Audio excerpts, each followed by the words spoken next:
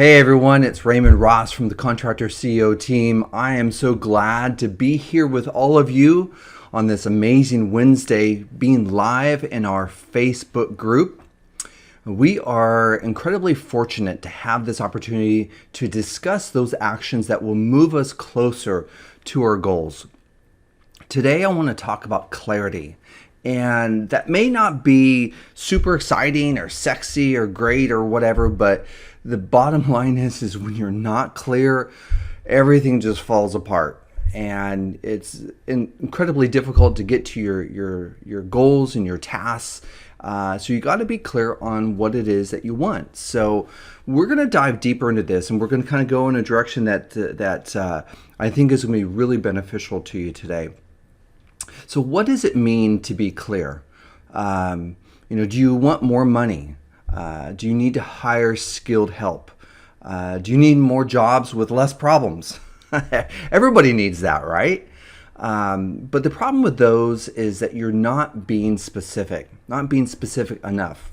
More money is one thing, but to say that you want extra $98,000 of net profit in the next 6 months, that's specific. Or you want to add $450,000 of net profit in the next 36 months. Those things are specific, and then we drill down from there of really how to get it. But if I were to ask, what business are you in? 99% would say we're in the construction business, right? But are you? Yes, you do construction, but most of you are in the people business. In today's competitive market, you have to know who your ideal client is and what problems that they need solving. You're in the business of solving problems. That's what you do. People needs, they need to have their offices remodeled, or a new roof put on someone's house. Or an obvious one is someone's HVAC system is broken. They call you up, and it's a bank, or it's a hospital, and it's 105 degrees outside, and there's no AC. Nothing's blowing, or it is blowing, but it's blowing hot air. That's a problem that needs to be fixed. That's an obvious problem. But even though these may be obvious, they are real. But some problems aren't so obvious. And we got to dive a little bit deeper into that area. To do an addition on a house, it's very different when you have, let's say, 5 people living in a 1,100 square foot house, and COVID hits, right? A little bug makes everyone stay at home. They can't go to school, they can't go to work, and all of a sudden 5 people are in this little 1,100 square foot house, and each kid gets a corner of the room to be able to sit and do their homework. To do a 500 or 800 square foot addition and add a bedroom and add an office or expand the kitchen or living room, that's a really big deal to people.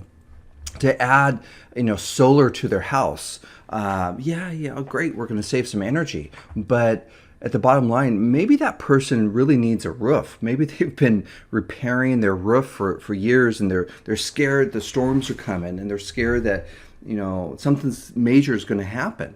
Well, the push to add solar, you have to put a new roof on. You can't put solar on a bad roof, right? You have to be able to upgrade that first, and that just gives people peace of mind. Upgrading their plumbing in their house. Pouring a new driveway. Maybe I had a neighbor who actually tripped and broke her hip because the concrete was messed up in her driveway. She finally, after recovery, she had to get a new driveway. It was a peace of mind. So we are, these are all solutions to bigger problems. So a question that you got to ask is, what do they need? What does my ideal client really need? And besides the obvious problem out front, they need a smooth, great experience. Sometimes in our building industry, contractors haven't always given the best experience to to clients. And it doesn't matter if you're building a $50 million addition to the hospital wing, or if you're doing remodeling on a house, or you're doing TI work on a dental office. Building trust, they need to have a great experience, and building trust really allows them to invite you into their home or into their business to solve their problems. Someone who will help them with their housing issues, or someone to trust who truly has their best interest. You are a fiduciary, someone who has the customer, the client's best interest, and that's massive. When you install new fixtures or new plumbing in someone's house, you help them build confidence and appreciation and pride for the home, or confidence that their roof won't leak and cause damage this coming winter. Those are really big issues that you're solving. When you build trust, you build a relationship for the long term. You build loyalty, and that's what we want. We don't want satisfied customers, you guys. We want customers who are loyal, who say, I get that you're human as well and you make mistakes, but you're going to show up. You're going to make a difference. You're going to help me, and therefore I'm going to be loyal to you. We want loyal customers. What about the commercial industry? So many homeowners, many of them own businesses, and in their businesses, they have other issues. They have labor issues. They have safety concerns. There's growth issues. They're having a hard time growing. They're having growing pains. When you create a new space, bring areas up to code, you create this opportunity for productivity to go up and sales to increase, and morale is higher. Customers are happier when a business makes changes to benefit their customers. All of this only happens if they had a good experience, an experience that they are willing to repeat. If not, then it turns out to be the most miserable experience, and you don't want our customers, your customers, to be going through this. It's critical, because the better the experience, then the more that they call you back, the more that they trust contractors in this industry. So being clear on who you serve and what you do is vital to any business. It's vital to the survival in a competitive market. So let me ask you again, who do you serve? Who is your ideal client? And I want you to explain this in detail. Write this down. What do you do? You don't just pour concrete. That is the problem. What is the problem that you solve? That's the action that you do, but what is the true problem that you solve?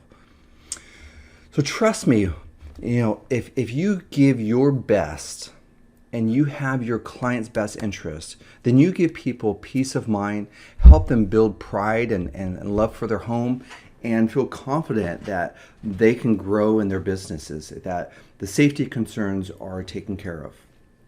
So I wanted to give you kind of that snapshot. It is possible, if you help people to fall in love with their home again, to be more productive at their businesses, and even restore their businesses after a devastating fire, that you truly do more than just your action. And I really want you to grasp and wrap your head around this.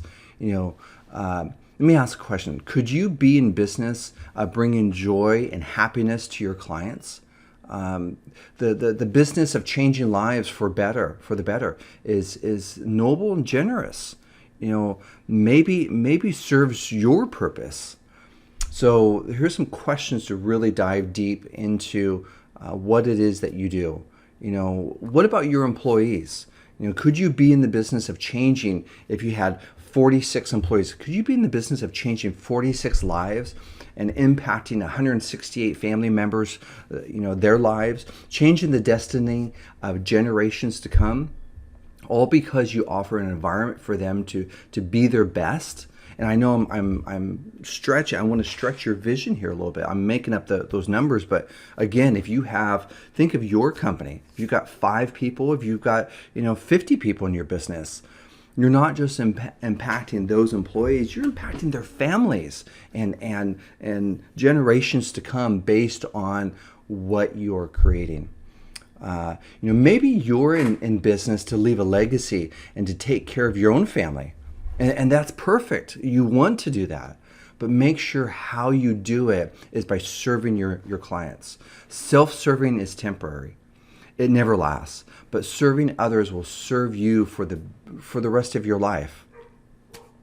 So to wrap this up, before I go, just a few more questions at what every business owner must know. These are things that aren't shoulds. These are things that you must know. Once you know what business you're in, then you need to ask, well, how's business, right? Once you identify, I'm in this business, this is what I truly do. Yes, I do concrete, I pour concrete, or I build houses, or I build $50 million additions on hospitals. You really want to know or ask the question, how's business? We call this the first discipline. You have to know what business are you really in. Then assess how you doing on that. How are you doing on your mission? Next, where are the gaps between where you are today and where you want to be? That's critical to really identify what are these gaps. I'm kind of setting you up for another set of questions here in just a minute, but where are the gaps between where you are and where you want to be? What do you need now to be able to grow, to be able to fill those gaps? So in case you're taking notes, let me repeat this so you can write this down one more time. What business are you in? How's business? And be honest. How's business? What are the gaps between where you are and where you want to be? And what do you need now to be able to grow? And finally, what business do you need to be in to have an extreme competitive advantage? So now what I shared with you 4 questions. Now I'm going to shift this a little bit. What business do you need to be in to have an extreme competitive advantage? In other words, what is the gap in the market that your competitors are not feeling, or they are, which or if they are, which ones are they doing a poor job at? And I'll kind of give you an example here. But think of this for a second. This last set of the 4 questions can either complement those 4 or change the first few questions. And here's what I mean. Let's pretend, and I just totally made this up, but let's pretend that you do carpet cleaning, and there's in your market there's 20 people who do carpet cleaning, but only one of them does hardwood floors. And that market's growing, that's expanding. But there's only one that's really happening there. My question is, do you need to change? Do you need to get out of doing carpet cleaning, or do you need to add other services? Do you need to massage your, or the sales of carpet going down, and hardwood, laminate and hardwood floors and different things are just skyrocketing? If so, you got to ask your question, do you need to change? Is there something that you need to add to your product line to be able to get a competitive advantage?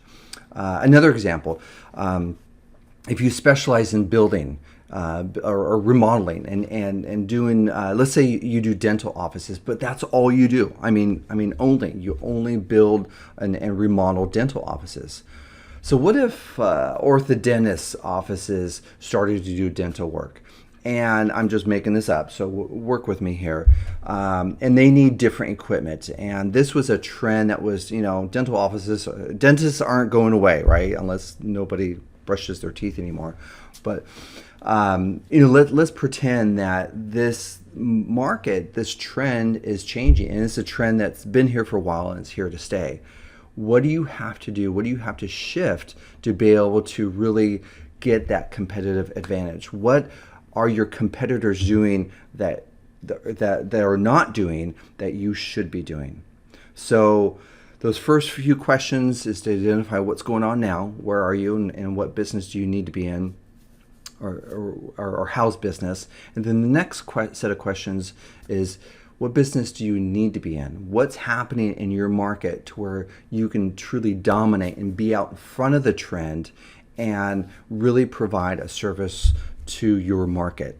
So these questions are really the pathway to dominating your market and having a competitive advantage.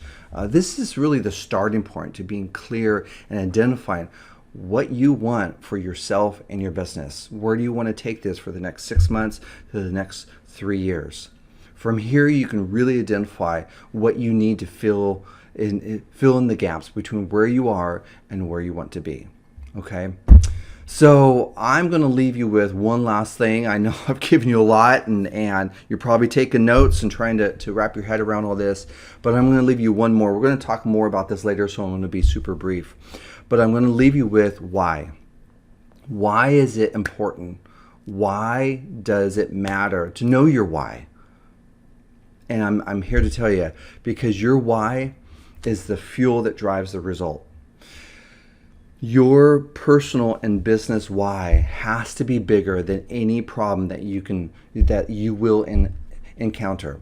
What I mean by that is, you may be doing all of this to leave a legacy, to take care of your family. Maybe you have parents or special needs children, or there's a situation that says that you have to be successful. You have to build this business to a specific size so you can sell it. You need an exit plan. Whatever it may be, whatever your why is, I encourage you to drill down and dive deep with it. Get really specific and get some really big anchors. Because at the end of the day, when you try and get into a new market, or you're trying to grow or really build your profit, when the challenges come, your why has to be bigger than any challenge that comes up, because otherwise it's going to knock you out. I guarantee you. So we're going to talk more about this over the next few weeks, but I just wanted to know, or I wanted to share with you briefly the piece that caps all this. I kind of got you thinking and got you into some deeper, better questions. But I really want you to touch on your why. Take a new yellow sheet of paper like I have here and just start writing. And I encourage you, just start writing for 5 minutes. Just put your pen down and don't stop. Whatever comes out, you just write it down. Don't judge, just write it down. And from there you can distill and really work through it and really identify some deeper clarification of your why. So next week we're going to talk about plugging the leak. Yep, we all at times have had money just leaking out of our budget, and sometimes we don't pay attention to what's happening on the back end of our business. We're so worried or concerned about growing. We need to grow another 2, 4, 5, 10% on the front end, but we don't realize on the back end there's 2 or 3 or 5% that keeps creeping up. And if we just fix that quickly, we can gain 5% to our net profit. So next week we're going to talk about plugging the leak and really diving into that. And really an example might be, hey, what's your cost per hour to produce an hour of billable time? And I know some of you don't do it by the hour, but that's okay. I just want you to get the concept. What is my cost per hour? What does it cost me to get an hour of billable time? And maybe you'll break that up into different types of segments. I mean, that's fine. But what is it? Are you talking to your estimators? How often do you compare what your estimators bid to the job costs? How often are you really job costing? And the communication between you and your estimators, that's critical. They need to know what's going on. What about material? What's the cost of material? There's more than just the cost of the material. What does it cost to get the material on the job? Most of the time you don't even know what you are losing, that you're losing these small percentages. They keep creeping up, but yet you're trying to gain 5% on the front end and it's costing you 7% on the back end. So there's definitely things that we can be talking about, and we'll dive into that. So don't worry about that. We'll tackle that next time. and really how to prioritize it and create some more clarity about it. So it's been awesome being here, you guys. Until then, have a fantastic week, and I will see you real soon.